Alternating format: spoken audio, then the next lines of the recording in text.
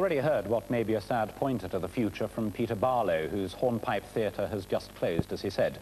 And the representatives of at least 2 other venues in the region, which admit they could be on the verge of closure, haven't come along tonight because they don't want to advertise their problems on television. Others are more optimistic for the future.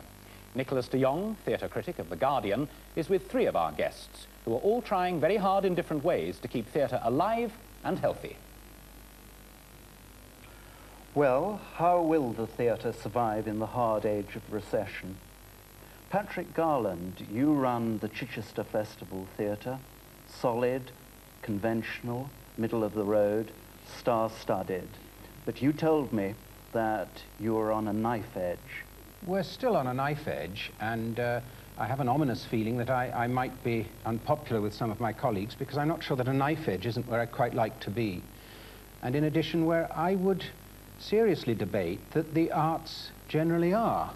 It is the job of artistic directors, it is the job of artists to confront and to attack that kind of problem of the economy. And of course we are in recession and it is very difficult. With specific reference to Chichester, yes.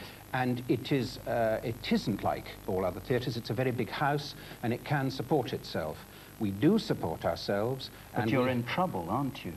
Well, I don't mind being in trouble. I mean, I take that on the nose. It's not, we are not safe, Clarence. We are not safe. I mean, there are lots of things that are in trouble. It is our job to fight our way through. What I have to do is to sustain an adventurous and avant-garde, we're not as safe as you like to imply, a more radical theatre, which is the Minerva Theatre, and that has to be sustained by the main house, and that is the tension, and that's what I and my colleagues at the theatre have to set our minds to attack. Yeah, but if we look at dual control theatre, Ellen Kent, we see a little theatre company, which can tell a completely different story.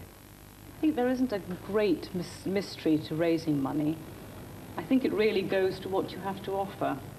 And I always say that if you offer something that the public want, and that spreads out to your sponsors and to your funding bodies, and you fight for it, you win through in the end, and the money does start coming in.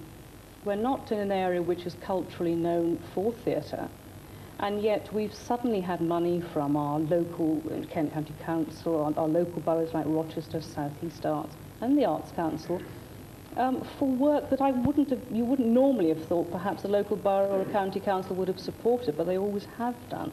And that is because we are supplying something that people want, and it is good.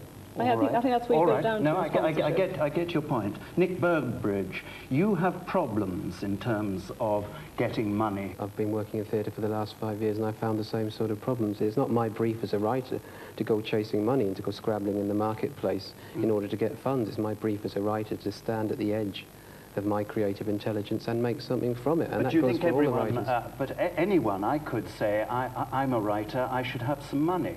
That's absolute rubbish, isn't it? I think the problem of actually asking for money is a very different thing from formulating some sort of artistic philosophy, which this government has done for so many years, that a writer's prime criterion of success should be to make money. I don't mind struggling to try and get sponsorship. That's been in theatre for hundreds of years, as Patrick said. To actually make that one of the prime criterion that should rest in a writer's consciousness when he sets down to do something, that's absurd.